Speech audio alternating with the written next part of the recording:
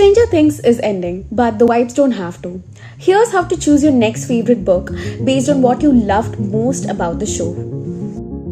If you lived for Max and Eleven's friendship, the loyalty, and the trauma bonding, read My Best Friend's Exorcism by Grady Hendrix. It's 80s, it's demonic, and it's the ultimate test of female friendship. If you're just gonna miss the party, riding bikes and solving mysteries, grab the Saturday Night Ghost Club by Craig Davidson.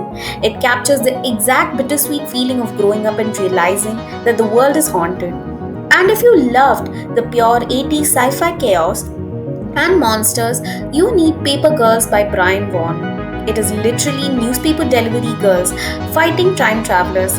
It hits every single Stranger Things beat. Don't let the post show blues get you. Read these instead. Which vibe are you picking up first?